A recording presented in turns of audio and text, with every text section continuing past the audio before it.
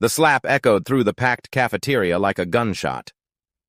Maya Torres stood perfectly still, her left cheek burning red, but her eyes remained eerily cold as she stared directly at Derek Winters. Instead of crying or running away like every other victim before her, she glanced at her watch and whispered something that made Derek's smirk falter. 3 more minutes, she said, her voice unnaturally calm. 3 more minutes and I'll have everything I need. 200. Students froze in place, phones raised to record the spectacle. But none of them caught Maya's next whisper into the tiny microphone hidden in her collar. Phoenix to Cardinal. Target has taken the bait. Prepare for breach in T-10. Derek laughed mockingly, completely unaware that within 10 minutes, he would be the one crying. Ridgemont Academy stood as Connecticut's most prestigious private school, where $90,000 in annual tuition bought much more than just education. 3 weeks ago, Maya Torres had appeared as a transfer student on a full scholarship. Her backstory was flawless. Parents killed in a car accident, living with an elderly aunt, maintaining a perfect 4.0 GPA from a public school in Kansas. But every word was carefully crafted fiction. Derek Winters, 18 years old and heir to the Winters Industries empire, ruled Ridgemont like his personal kingdom alongside his crew, the Elite Eight. These untouchable children of privilege operated above consequences, their parents' wealth serving as an impenetrable shield against accountability. Students whispered about Derek's Friday nightclub, where lavish parties took place in secluded mansions. The same parties that Sofia Martinez, Rachel Kim, and Nicole Santos had attended before they vanished without a trace. Maya noticed the small detail that morning. Derek wore a silver ring engraved with an unusual symbol, a serpent wrapped around a key. The exact same Sims bowl she'd discovered in Sofia Martinez's room during her preliminary investigation, hidden in a jewelry box beneath seemingly innocent friendship bracelets. In class earlier that day, Maya had taken notes with a tactical titanium pen, definitely not standard student equipment. She'd positioned herself in the far corner, back against the wall, with clear sight lines to both exits. Her sneakers showed a specific wear pattern at the heel, the kind developed through years of tactical running drills. When Derek and his crew had cornered her in the hallway between second and third period, Maya hadn't flinched. Her breathing remained steady, 4 seconds in, 4 seconds out. A stress management technique taught to special forces operators. "Scholarship girl," Derek had sneered. "Heard you're from Kansas. First time seeing real money?" Maya had ducked her head, playing the perfect victim, but her fingers tapped against her thigh in a subtle pattern that anyone trained in Morse code would recognize: SOS, subjects on site, Derek Winters.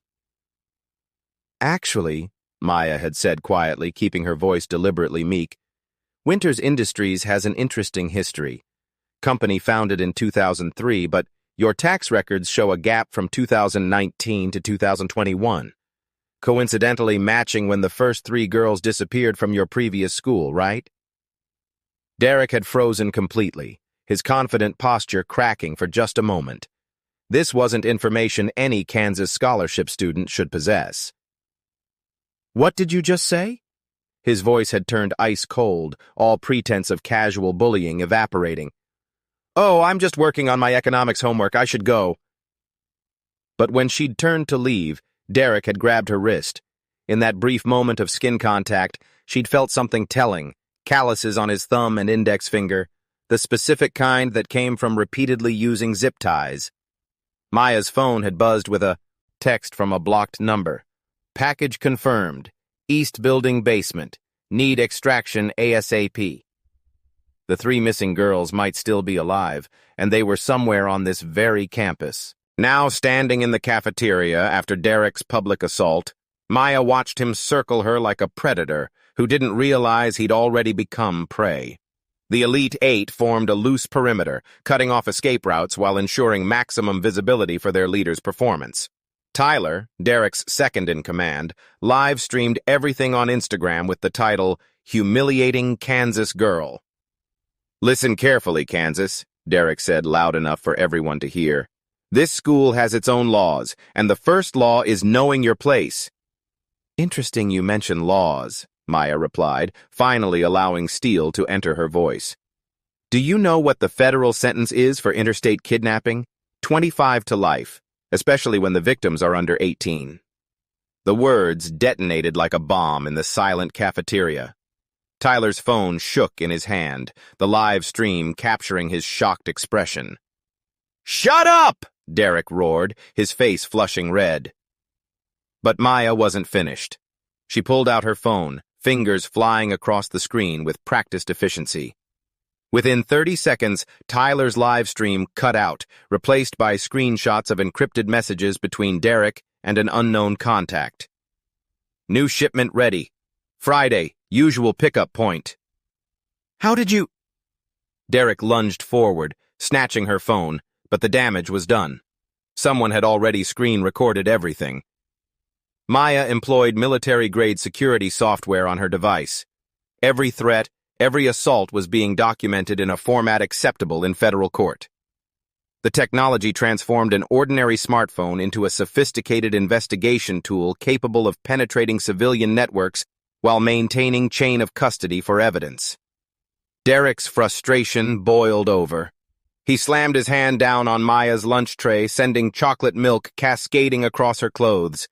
The entire cafeteria held its breath, waiting for tears. Instead, Maya calmly checked her watch again. 2 minutes and 30 seconds. 2 minutes until what? Derek snarled. Until my team moves in, Maya said, wiping milk from her face with unsettling composure. You just assaulted a federal witness. Congratulations on adding another 5 years to your sentence. You think you're what? Derek grabbed Maya's collar, lifting her slightly off her feet. FBI, CIA? You're just a pathetic charity case playing dress-up. Close, Maya whispered, her breath steady despite the physical threat. Multi-agency task force on human trafficking. And Derek, we already found the basement. The color drained from Derek's face like someone had pulled a plug. His hands trembled as he released her, taking an involuntary step backward. Panicking, Derek drew his hand back to slap Maya again, but this time she caught his wrist in midair with a fluid motion that spoke of years of training, a subtle twist, a textbook close-quarters combat technique, and Derek dropped to one knee with a cry of pain that silenced the entire room. Sophia Martinez, 16 years old, missing since September 12th, Maya said, her voice carrying clearly across the silent cafeteria. Rachel Kim, 17, disappeared September 25th. Nicole Santos, 15, last seen October 8th. Should I continue, or would you prefer to start explaining where they are? Tyler fumbled for his phone with shaking hands, frantically dialing someone. Code Red. The girl knows about the basement. Clean everything now. But his desperate call had just made things worse. Maya smiled coldly. That call just gave us 3 more phone locations. Thank you for your cooperation. She pressed a button on her phone. Fire alarms began shrieking throughout the building, but every trained ear could tell this wasn't a standard fire alarm pattern. T-minus 30 seconds, Maya announced calmly. I suggest everyone get on the floor now. Students, ambled for cover. Derek stood frozen, his world collapsing in real time as sirens grew louder outside. The cafeteria doors didn't open. They exploded inward with controlled force. SWAT officers poured through the breach, weapons drawn and voices commanding. Everyone stay down, hands where we can see them. Through the tactical formation walked a man in an FBI vest, his expression grim and purposeful.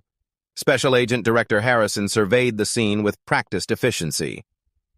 Agent Torres, he called out formally, report your status. Maya stood slowly, reaching into her jacket to produce a badge that caught the fluorescent lights. Junior Agent Maya Torres, identification Delta 77. 3 primary targets confirmed on site. Primary suspect Derek Winters in custody. requesting immediate search of East Building basement. The revelation rippled through the crowd like an electric shock. The 17-year-old scholarship girl from Kansas was a federal agent, their classmate who'd sat quietly in the back of every class, who'd eaten alone every lunch period, who'd endured 3 weeks of escalating harassment without complaint, had been playing a role the entire time. "No, you don't understand," Derek screamed as officers secured his wrists with zip ties. "It wasn't all me, I'm just—" "Just what?" Agent Harrison stepped closer. "The recruiter? The scout? Tell us who you work for and maybe the prosecutor considers cooperation." Before Derek could answer, the sound of running feet echoed from the East Building, followed by urgent shouting over tactical radios. "We found them. 3 females alive but requiring immediate medical. We need paramedics at the East basement now." Maya turned to face Derek, whose bravado had completely evaporated, replaced by genuine terror. "Human trafficking carries a minimum of 15 years federal time. But you're 18, Derek. That means you'll be tried as an adult unless you start talking about who really runs this operation." "My father," Derek blurted out, tears streaming down his face. "Victor Winters. He forced me into it. Said it was family business, that I had to prove myself worthy of inheriting the company." The confession sent shockwaves through the cafeteria. The untouchable Derek Winters, golden boy of Ridgemont Academy, was admitting to being part of a human trafficking ring run by his own father. Maya pulled up a holographic display on her phone, projecting it onto the cafeteria wall for everyone to see. The organizational chart showed connections between dozens of names, schools, and businesses with Victor Winters' photo at the center. Red lines connected him to 12 other private schools across the East Coast. "Months of investigation," Maya explained, her voice steady but carrying an undertone of personal investment. "Your father's network doesn't just operate here. Those parties you throw, they're hunting grounds. You identify vulnerable girls, isolated ones, scholarship students without strong family connections. Then you invite them to your Friday nightclub where they're drugged and transported." Principal Anderson burst through the crowd, his face flushed with indignation. "This is preposterous.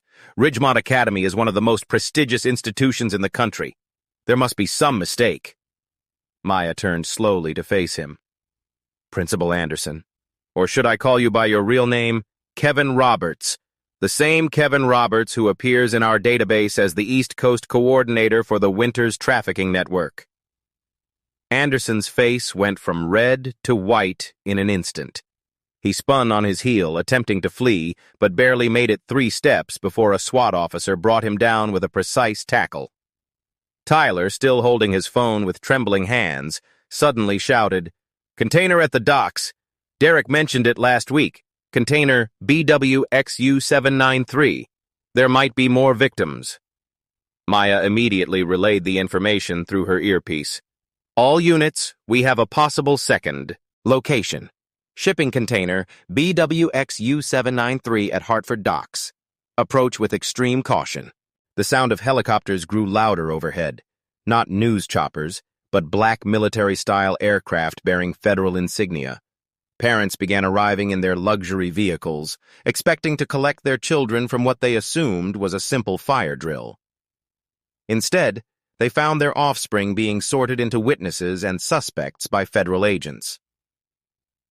Through the chaos, a black Bentley pulled up to the main entrance.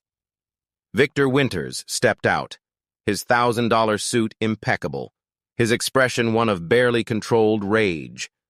He strode toward the scene with the confidence of a man who'd never faced a consequence he couldn't buy his way out of. "This is outrageous!" he bellowed, pointing at Agent Harrison. "You have no right to terrorize these children. I'll have your badge for this." Harrison smiled grimly. "Victor Winters, CEO of Winters Industries, chairman of Ridgemont's board, and primary operator of an international human trafficking ring. You're under arrest for conspiracy to commit human trafficking, kidnapping, and about 30 other federal charges that will ensure you never see daylight again." "Dad!" Derek cried out from where he knelt in custody. "I told them everything. I'm sorry. I couldn't do it anymore." Victor Winters looked at his son with pure contempt. "You pathetic fool. You've destroyed everything our family built over generations." "Your family built nothing but misery," Maya interjected, stepping forward. "I've personally documented over 200 victims connected to your network over the past 5 years. Young girls whose only crime was being vulnerable, being poor, being alone." The paramedics emerged from the East Building, wheeling 3 gurneys. Sophia Martinez, Rachel Kim, and Nicole Santos, alive but clearly traumatized. Their parents rushed to their sides with tears of relief and anguish. Maya approached Sophia's gurney, gently taking her hand. "You're safe now. They'll never hurt you or anyone else again." Sophia's eyes, hollow from weeks of captivity, focused on Maya with difficulty. "There are others. The container at the docks.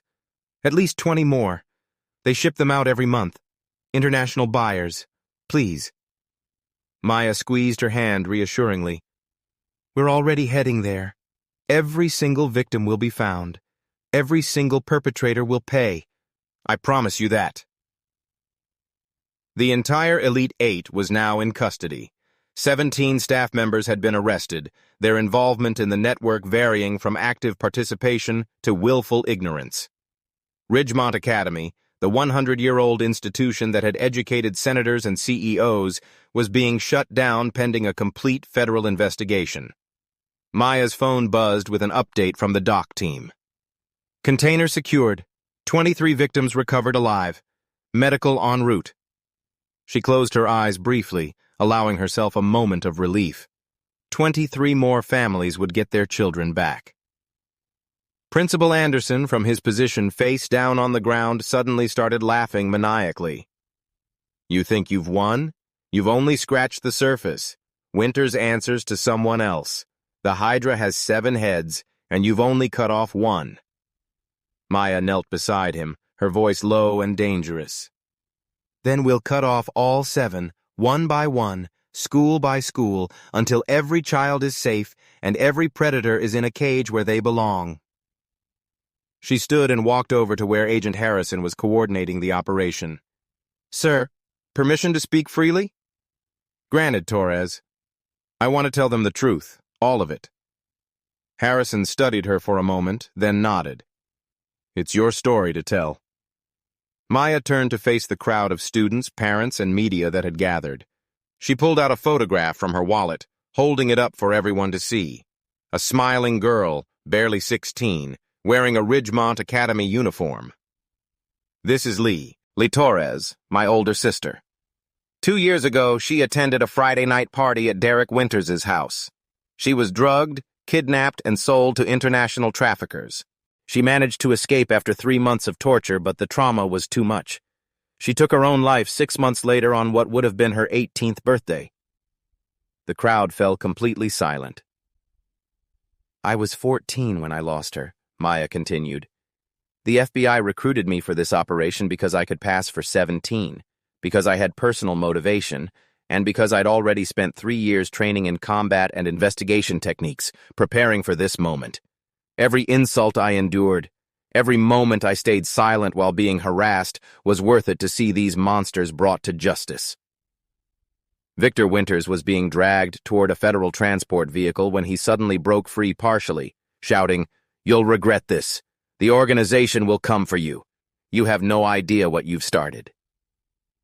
Maya walked directly up to him, close enough that only he and the nearby officers could hear her response. "Lily left a journal. She documented everything. Names, dates, locations, even account numbers. Your organization? We've been dismantling it piece by piece for 2 years. You're just the first domino to fall publicly. By tomorrow morning, operations in 7 states will be raided simultaneously. Your entire network is finished." As Victor Winters was finally secured in the transport, Maya felt her phone vibrate with a text from an unknown number. "Impressive work, little wolf, but you only caught the tail. The head has 7 more. Watch your back.